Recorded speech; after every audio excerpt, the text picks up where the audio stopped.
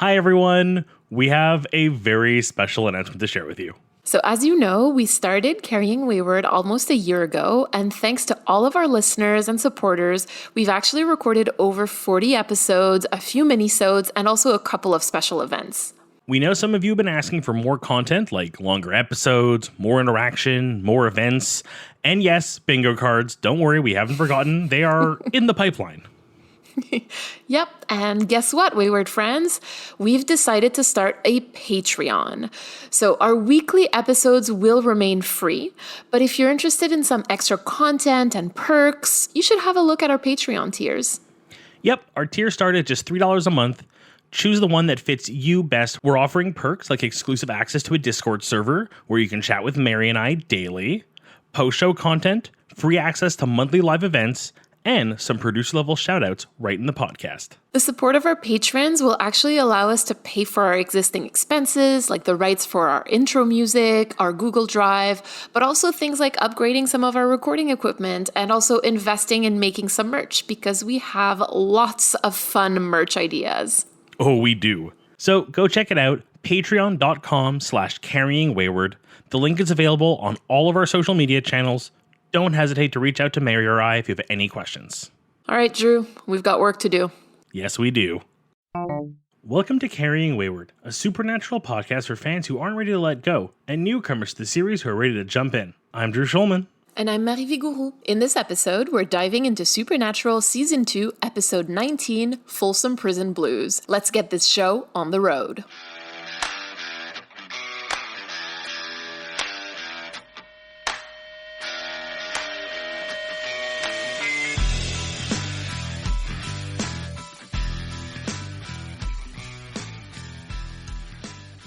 Okay, starting this episode off, I need this on the record. I was right. Why were you right? Well, we discussed this, I think, off air, but I basically said, I have no idea what this episode's about, but given the title, I'm going to assume they go to prison somehow. Watching the episode, I was like, oh, they're going to get arrested, and there'll be some small town, it'll be under fake names, and they'll avoid all the FBI stuff. And no, they immediately go with, no fake IDs, real names, real people. Hendrickson shows up immediately, oh, okay.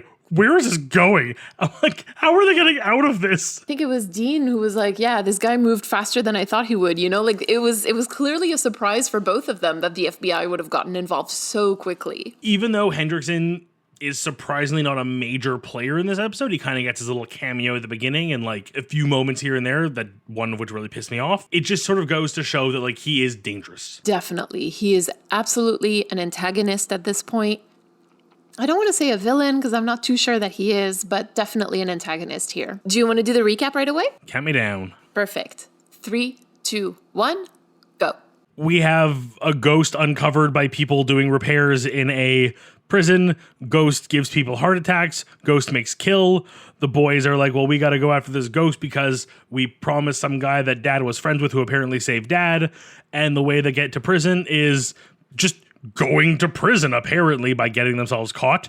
And then Hendrickson shows up and they realize they're on a time limit. And apparently they have a way out, which is already how are they going to do this? And that's what got me the whole time. Anyways, they're in the prison. They eventually figure out who this person they think it is, and his blood is in the room. They unleashed him. So they find a way to salt and burn it, which again, like every other salt and burn, is a fake out because it turns out it's actually some nurse who was vindictive and was killing patients because she thought she was doing good work. And they eventually do get out. They had a plan to with the what's the dean of a prison called? You know what I mean?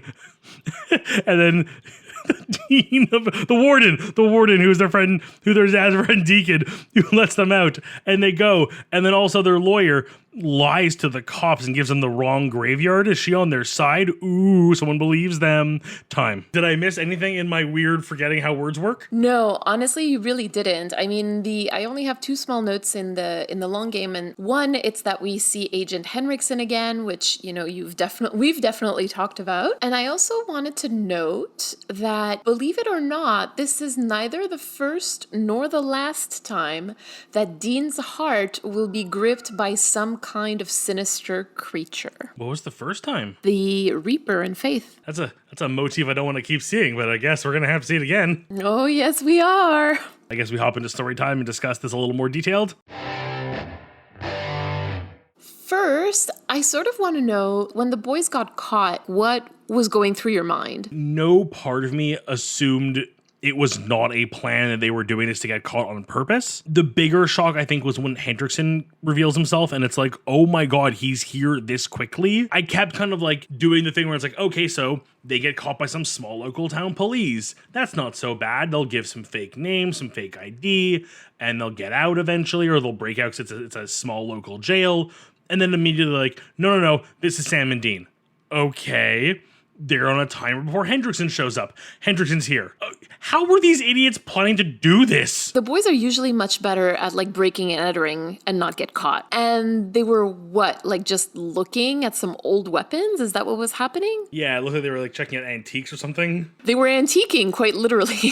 Finally, their antiquing trip took place. Usually they would have been in and out if they were looking for something specific, like taking what they need and then leaving. And then they were also wearing gloves. And you know how at one point, I think in season 1, you were like, they should be wearing gloves. Like they never wear gloves, even when they should. Even when I think the camera focuses on the motion detector a little bit and even Hendrickson calls them out for being tripped up on it. It's like, yeah, because they were trying to get caught. Like the fact that Hendrickson didn't even call it out, like almost shocked me. Right? It felt like, he didn't even dig at all. Like I feel like a good investigator like Henriksen would have scratched at that a little bit more. So actually, if we take just a tiny step back, like when the boys are taking their mug shots, I'm saying this as if they're taking selfies, but like when they're getting their mug shots done, right? Sam is just not happy. He is not enjoying where he is. And he even told Dean a little earlier, like, I don't like this plan. This is one of those, like, Sam is 100% in the right. Like, on paper,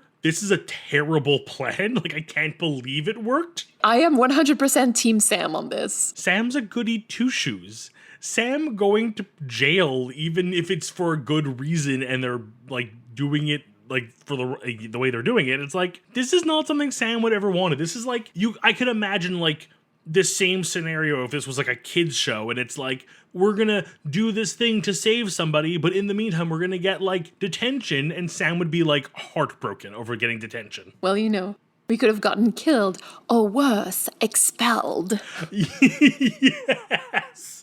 The Hermione energy is huge right now. I mean, I have some thoughts about Sam and his feelings about being in prison, but I kind of want to keep them for a little later. But I absolutely agree that this is a really difficult moment for Sam and that he is just not having a good time in this episode overall. Like, this is difficult for him. But for Dean, it's another story. It sort of feels, especially in that moment when they're still taking the mugshots, like he's just not taking it seriously at all. He makes a Zoolander joke. Of course he's not taking it seriously. Actually, I want to scratch at the following joke that he makes, where he's like asking if he looks better than Nick Nolte. I went on a deep dive about Nick Nolte when I was looking at this episode, because he was basically in at least one movie per year from 1972 until today. And that's not even counting his TV work. Like, just to kind of give you an idea, he was the voice of Q-Will on The Mandalorian. I don't know if I'm pronouncing that right. Believe you are, but yes, no, he was phenomenal in The Mandalorian. That was such a great character. This man is like 80 years old today, but in the 80s, he was kind of a hunk. And like, again, because Dean was raised by TV and he's a sucker for good-looking actors, I sort of suspect that he might have had a crush on Nick Nolte. This is so soon to the last time we had a, like, specific call out to a hunky 80s male actor. Like, right? It's a weird trend. Like, I believe Nick Nolte has played many, like, convicts and, like, criminals in his history, which I think is why it's a relevant actor to pick up in a, like, mugshot scene. But at the same time, like, there's plenty of famous, like, mugshots you could pick from. So again, in my deep dive, I also found out that Nick Nolte was actually arrested. He was a convicted criminal, like, from even before his career in film and TV. But because of his status, he was not able to go to the Vietnam War, which he felt very devastated about, not being able to go to war for his country. So I don't know, just some thoughts. All that to say that I think Dean had a crush. If we move on a little bit into like Dean's interrogation, we can tell that Henriksen is truly trying to get under his skin. Yeah, it like really feels combative, but it's always sort of felt the way between the two of them, even just the last phone call we had. This is really like a kind of a Moby Dick scenario. This is really Hendrickson's white whale. This is the like, I need to catch him. There's like something to this. Right. And he starts by like naming him his charges. And then when that doesn't work, he tells him that Sam is now a murder suspect. And then when that doesn't work, he brings up John, because in Night Shifter, that's when Dean lost his cool, right? And told him like that his dad was a hero. Now, obviously that doesn't work either, because like I would tend to assume that Dean was ready for some sort of comment like that. And he knew he wanted to go to that specific jail and couldn't like make his situation worse, kind of thing, you know? So I think that's why he doesn't pick up on that one this time. Again, to go to the Moby Dick side of things, just you're so obsessed with somebody that you can't really see the bigger picture. Like, he's just like, I have Dean, I've done it, I've caught him, this is the end of it. Like, it never feels like he's celebrating it. Like, even the few times we see him post like arrest, when like Dean's clearly in jail and for all intent and purpose the story's over, he still seems very like high and mighty until it's like seen through to fruition, because he's still just so obsessed. I don't know why, but I'm getting like very Prisoner of Azkaban Snape vibes right now from Henriksen. Like when he turns in Sirius Black, right? He's like so proud of himself. He's like so smug and so ugh. I keep using the same words, but it's an obsession. He is like, just everything in his power is getting Dean put away, and getting the opportunity not just to put him away, but to like lord it over him that he's won their little chess match. He can't let it go, even when, like I said, you should be able to go, like, I've done it, he's arrested, he's in jail. Like, I don't think any detective ever like arrests somebody and goes like, I'll just be a little more freaked out for another 5 or 6 days while he's in like low security prison because he'll probably get away. Although I guess with Dean, you kind of expect that. I guess Henriksen wasn't expecting it, right? Henriksen's gonna be so pissed. I know. I do want to bring up, though, Dean mentions that this is a loyalty thing, that the reason they're doing this, the reason they are going so above and beyond.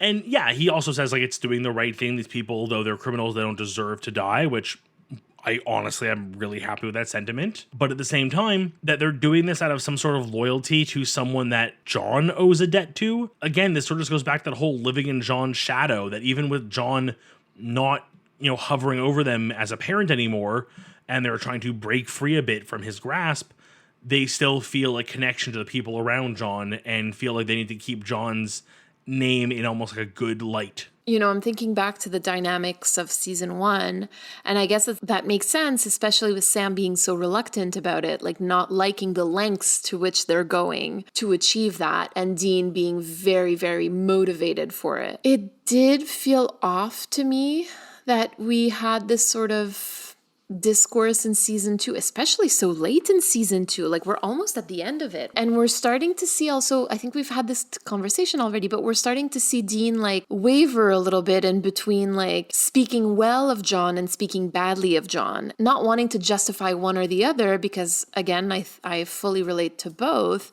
but like, I find it strange to go so far into the speaking well of him and wanting to pay off his debts, I don't know, maybe this has something to do about like evening the ledger kind of thing, and saying like, after that, we're done with him kind of thing. I don't know. I really don't know. Again, it's hard to say because we sort of have to, I at least don't know where things land with John as far as the boys go. Like, I know John does technically kind of reemerge in the series. He's not gone completely. It's interesting because it's almost like there's still this relationship where they're pissed at him, but no one else should be, and they should correct that behavior because they should remember him fondly. It's like they're protecting his image in a way. I feel like this is truly like one of the last times that this happens so blatantly. Like, it's possible that I'm forgetting some stuff right now. We'll keep an ear out for. We'll see if another moment surprises us. But if this is truly the last time, then I guess it kind of does make sense. This is kind of like just closing the book on like John's debts, essentially. Especially considering the episode that's coming up after this one. Oh no. Okay. All right. Whew.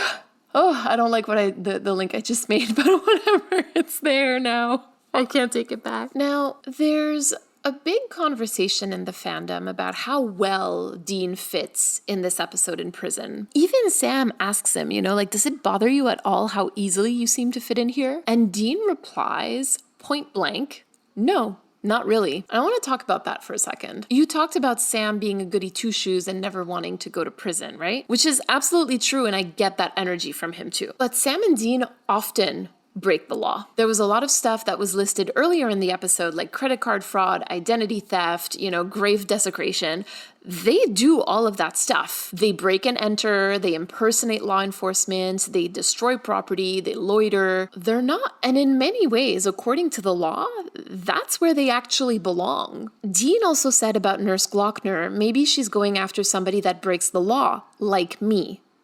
And it feels to me like he's being very realistic and factual about it. And I would argue that Sam is not. And I think that Sam might be a surrogate for the audience here because we also don't see them as quote-unquote criminals. Dean is having an easier time being incarcerated because he treats the inmates primarily as people, not as inmates. And I think that Sam is having a harder time because in his mind, he doesn't belong in prison. He doesn't belong in jail. And because he's telling himself that, he doesn't belong, it's harder for him to connect to the people around him, especially when he thinks that they belong in jail. And so in a way, I feel like Sam sees himself as like above these men, whereas Dean doesn't. And that's why he's having an easier time fitting in. I was just going to say that generally Dean, like we saw last episode, Dean just works well or like gets along well with like-minded people. And I guess to some extent he sees that connection to these people. They are people who just don't fit into the regular world. They are in their own way other to society. And I think he just feels kind of a level of comfort with that this is just a place that he fits in well. And yeah, it's because he knows what he does. Yes, and I think that's the rationale everyone makes is, yes, the law was broken, but it was for a good reason. I'm sure many of these inmates, whether or not that case is legit for them or not, have probably had very similar, moments where they go, yeah, I broke the law. I know what I did was illegal, but I have to do it. We don't know the reason why people are in prison, and I think that that's very important. To come back to your point, I think that we were discussing that in Night Shifter, right? Where Sam has a harder time connecting with Ronnie, whereas for Dean, it just kind of came naturally. And I think, and I don't like to say that about my tallest being, but I think that sometimes he sees himself as, physically above. He is much taller than everybody, but morally above others. I think that this is typical of early season Sam. He changes so much in the future seasons, and I'm so excited for that growth, but I really do think that this is early season Sam syndrome. Sam always kind of came across, and still does, as a holier than thou type character. The Chosen One complex we say within the universe, but at the same time, he does act like he's better than other people. And I don't think he does it with any level of malicious intent. He's never lording it over somebody, but he's the kind of person who would be the rule shouldn't apply to me because it was written for somebody else. To me, this theme really comes full circle when the spirit goes after Deacon, because Deacon is a correctional officer who actually lets 2 inmates escape. And not only that, but he actively helps them. He doesn't just let them go. He actively helps them. And then he lies to the FBI about it. That's breaking the law. And so Nurse Glockner goes after him. According to what we've been discussing, Deacon also technically belongs in jail as an inmate because he broke the law. And even the public defendant breaks the law by lying to Henriksen about where the nurse is buried.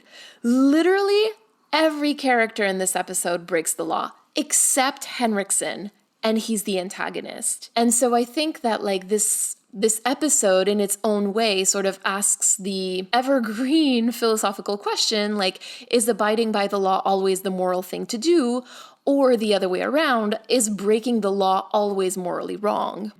My brain is just on fire for a second. I'm damn, all these people breaking the law, but they did for good reasons, and it was all to help people, and A lot of people in this episode who broke the law did so with the best of intentions. Before we move on too far, there is a moment in this episode that really, I just need to know if I missed something. I'm listening.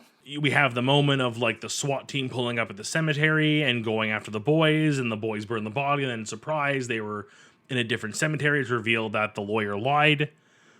It then cuts to the lawyer leaving her house and getting into her car, and then nothing else happens. Does that scene mean something more? Like, that felt so weird and out of place to me. Like, I still, like, for some reason it sat with me. Like, I was waiting for the reveal that she was a demon and she did this to let the boys get away from Hendrickson because them in prison doesn't work for the demon's plans. But like, nothing. They just cut to her getting into a car and that's it. I think that this fits with what we were talking about, right? I think that this shows that, like, no, she's not a demon. She's a human who, quote unquote, and technically did something very wrong. She helped two criminals get away. It flirts with the question of like, what is a monster? What is evil? You know, like, and in this case, I think they're trying to make a point about like whether the law is the same thing as morality. And I obviously, I think that the message is no, it's not. And what's legal is not always moral, and what's moral is not always legal. I think that that was the purpose of that. No, I think that's a very valid observation. 100%. Shall we move into critical time? Let's. So who do we have behind the scenes on this episode making things the way they were? Well, this was John Sheehan's last episode for Supernatural. In season 2, he wrote Everybody Loves the Clown, Croatoan, and Tall Tales. And this is it for John Sheehan. Aww. The episode was directed by Mike Roll, who also directed The Usual Suspects, and we will see more of him through to season 7. Another very cop-heavy episode. I know that you've got some really fun and juicy stuff for us in Critical Time, but before we get there, do you mind if I, talk about John Sheehan a little bit? Please. Now that we know that he's the one who wrote this episode, I kind of want to think about his parting message. We talked about how Dean was very realistic about who he is, and that shows through his fitting in at the prison. I sort of think that Sheehan was trying to say in this episode, Dean knows who he is, whereas Sam does not. And again, I want to bring up faith, because when do I not bring up faith? In that episode, Dean has his heart damaged by an electric shock, then healed by a gay man's heart, through, some kind of sorcery, but then the Reaper, who was originally controlled into fixing his heart, actually almost kills him by gripping it tight. All that to say that there was a lot of subtext of queerness and heart and faith. And here, Dean is again put in danger by the nurse gripping his heart. And I sort of felt like Sheehan was deliberately calling back to faith. I think that there was a message of John Sheehan trying to say Dean not only knew about his bisexuality, but he embraced it in the same way that he embraced other parts of himself that people might have tried to make him feel bad about, like fitting in prison, for example. Sheehan, way to leave us with a really hard one there. Again, the subtext here of prisoners being considered other by society or less than by society, and Dean's ability to fit in with them, I think kind of plays with, again, Dean's sexuality in the sense that he's able to fit in with people who are outcast by society, who aren't seen as normal, quote unquote. And this, again, his comfort with being in prison, I think is also just the commentary on his comfort of fitting in with those who don't fit in anywhere else. Mm-hmm. Do you have anything for us lore-wise? I decided this would be a great time to look up the history of hauntings in prisons. That was a terrible idea. I think my biggest issue is the fact that there were just so many stories. It was hard to really just let's talk about prisons and ghosts. It's if somebody died in a prison, there was a ghost. Fact. If you visit a prison and that prison isn't haunted, they're lying to you. You look up haunted prison, they're a dime a dozen. Because the idea of people who were either criminals or wrongfully arrested, who then end up either dying in prison, whether through act of the prison, neglect, other issues, or just passing on for unrelated reasons. You think of children playing in a sandbox that's dirty and filthy. It's a breeding ground for disease. Prisons are a breeding ground for angry spirits. I will bring up though one, because I did feel like I should at least come up with one, and I learned about one. Actually, I had watched a ghost hunting show do an episode here. I decided to do a little bit of refresher reading to remind myself, but this is the Eastern State Penitentiary in Philadelphia, Pennsylvania. And this place was designed, I don't know who designed it, I'm just going to say whoever they were was quite messed up. Essentially, it is one very long hallway with all of the cells on the upper and lower floor, and at the end of this hallway, at the top of all the stairs, is a noose, so that when someone was hanged, everyone could watch. The place is still standing. You can visit it and take tours, and ghost hunting shows have gone there because there are multiple stories of this place and different people who were killed there. Some, were hanged before they could be proven innocent by mistake. Others who were just like absolute, like top level, like terrible murderers who were hung there. It's got quite the story. I will encourage you, if you're looking for a good ghost tale, to read up on it, the Eastern State Penitentiary. And if I ever end up in Philadelphia, I'll be taking a tour for sure. Suffice it to say, if there is a prison, it's probably haunted. I feel like that makes sense. If we're just going to take like a bit of a lighter note. Please. Yeah, I know. I'm like, I want out of this episode. Get me off this ride. We met a character on this episode called Tiny, who is actually played by Cliff Kosterman, who in real life is Jared and Jensen's bodyguard. That's kind of adorable. And also, I just felt all the feelings when Tiny dies. Like Dean really was like upset. And it was, it broke my heart to watch that scene, really. He was upset because like he like emotionally wounded him before he died, right? Like and he apologizes. He's like, I can't really tell you why, but I had to get you angry. But like, it was just not a good moment, right? So I'm sure. I think he feels guilty. I mean, he literally put the man in that position to end up being murdered by a ghost. I know. Shall we listen to what our community has to say this week? Let's go hear it. This week, we have a voicemail from Soren. Let's give it a listen. Hey guys, I really love your show. I found it about 2 weeks ago, and I just binged through all the episodes because it's really fun watching you guys like analyze everything in like ways I'm way too lazy to do. And I just wanted to talk about the thing you said about in the most recent episode you guys did about how Dean was regressing, and when you guys started talking about Dean's acceptance and understanding of the monsters with his queerness, which, like, it's a very plain connection. I already knew it, but, like, you guys, like, something about the way you guys laid it out made something click in my mind, and it made me think of Benny, and, like, how we see Dean for probably the first time with Benny, and for the first time he is genuinely like accepting of a quote unquote monster and like caring for them openly and not considering the fact that he's a monster a deal breaker or even a problem. He just accepts it, and he tries to hide it at first, but not from himself, and he's completely embraced this monster even if it's only for himself. And then Sam finds out and he doesn't accept it. Dean has finally become accepting of this monstrousness, and Sam doesn't accept that of him. He acts like Dean is stupid. Sam, the person he trusts, puts him down and refuses to trust Benny, and it just hit me how it's literally Sam discovering Dean's queerness and not understanding and not accepting him, and the way that forms a rift between them, and we see Dean crawl back into his shell, and then things become strained between him and Benny because of this, because this is confirmation that Dean can't have this, and it's just repeating what John probably told him his whole life, that you should not connect with monsters, and you should not connect with your queerness. And it makes my heart hurt. Also, fun aside, Rochelle is the name of my therapist, so do with that what you will.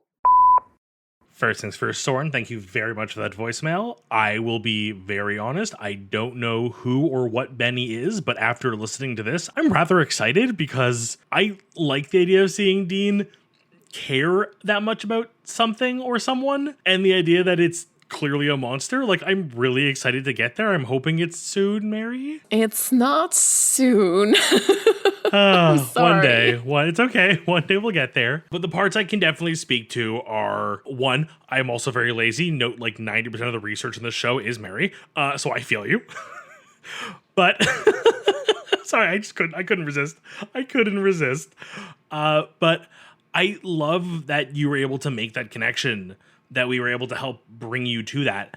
And I love that reading, like, as much as I don't have all the context clearly, you know, to have someone you care about, someone you see as like your real connection to the world, you're like your other half, essentially, in a case like Sam and Dean, you know, not understand you, to like see you as wrong, to not accept something about you is incredibly difficult.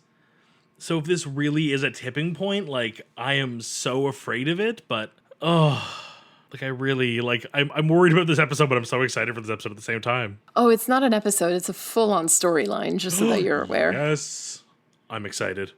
You should be. You're going to love Benny. I'm just going to say, in my head, Benny is like a demon dog or something. A demon dog? Interesting. Just looks like a normal dog, but has like devil powers. Like I'm just picturing something really adorable and cartoonish for no reason. I'm sure I'm wrong. Why did you go to dog? I don't know. I sort of just pictured Dean with this like adorable puppy that he can't he can't be mad at, even though it's like a demon. Oh my god, that's too funny. I can't say anything.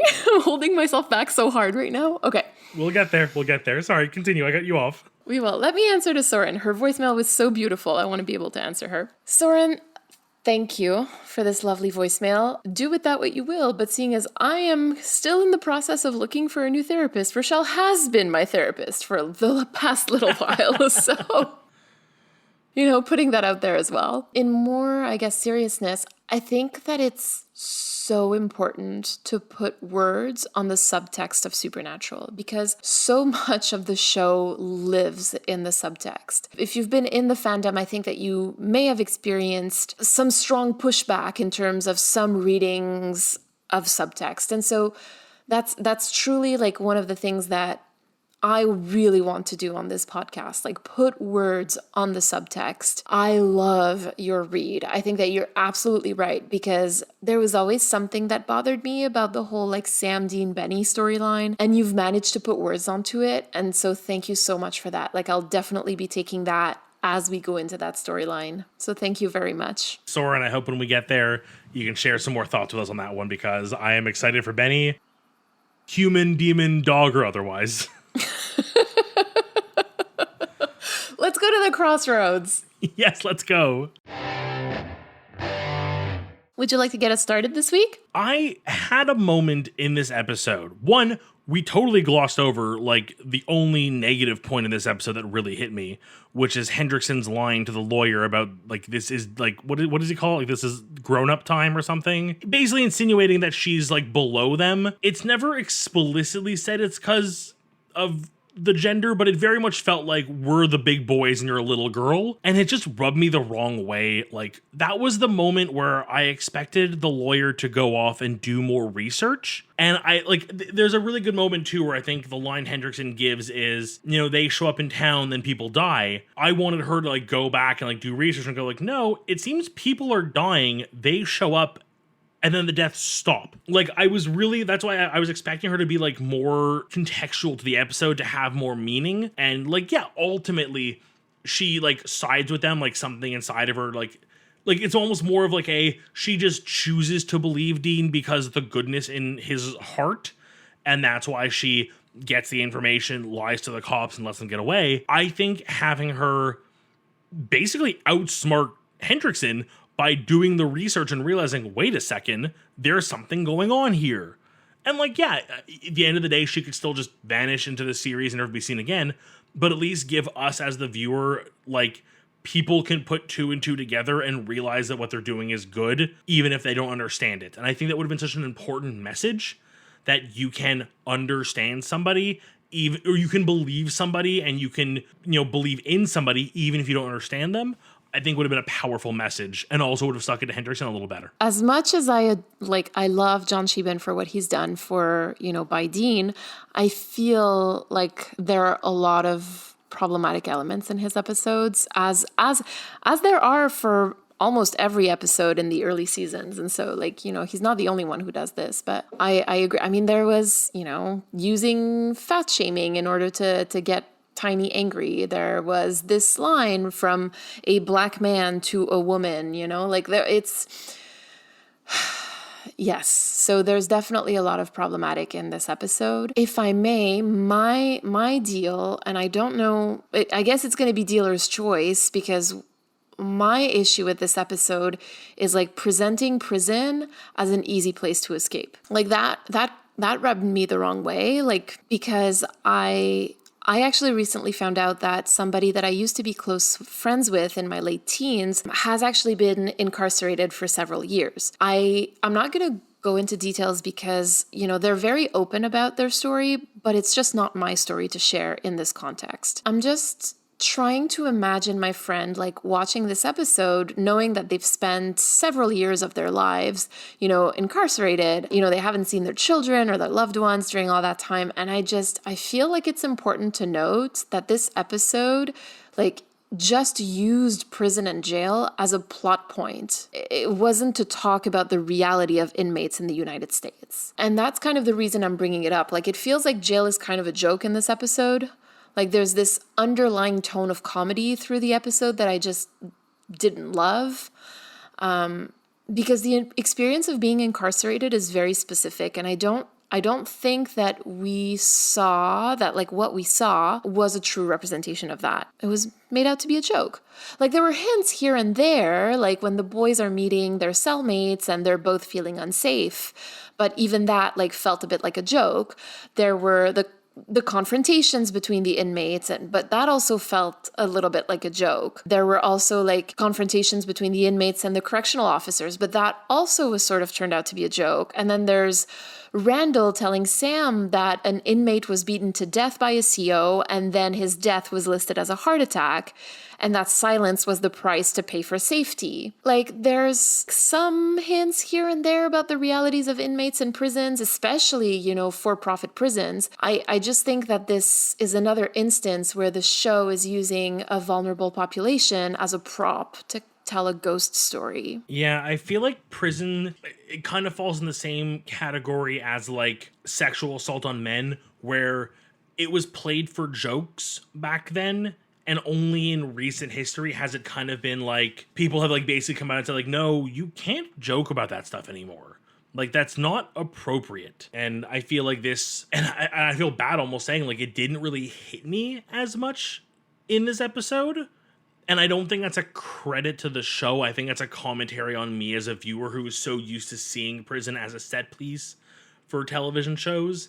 And I have no real connection to prison outside of media, really. So I guess, in my mind, as much as I would never make the jokes myself, I don't look at a scene like this and go, this was in poor taste, but you're 100% right, it is. And I think that's also the issue, right? You have to be sensitized to this issue, to this idea. And it comes back to the whole, Dean sees inmates first and foremost as people, whereas Sam sees them as inmates. And it sort of feels like we as the viewer also dehumanize them because they're in that orange jumpsuit. Yeah, it's a harsh reality. And I will say, I think as much as what we've dug out of the subtext here is that this was very much another scenario of Dean fitting in with outcasts, connecting to the way that he is bisexual and considered an outcast among, air quotes again, normal society. I think it's also just so charming to see Dean humanize these people who are people. They're humans. Yes, they did something wrong and they've ended up in prison, but like he said, they don't deserve to die. It's very refreshing to see, even outside of the subtext and the very literal text of the episode, that Dean just goes, no, they're humans, they deserve rights as much as we do. And I know it isn't said as explicitly, but like, yeah, there are people in jail now who maybe they did something wrong once, but should that determine their entire life? We could be here all night discussing that. I have many thoughts. Mm-hmm.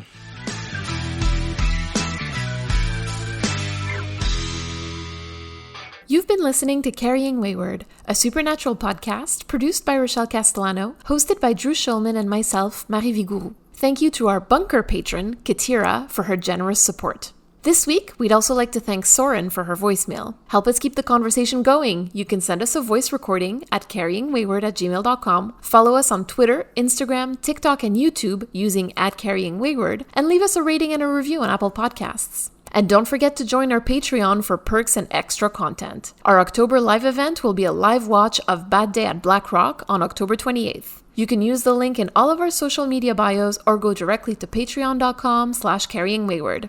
And until next week, carry on our wayward friends. Mwah, mwah. You can... Always. It's always there.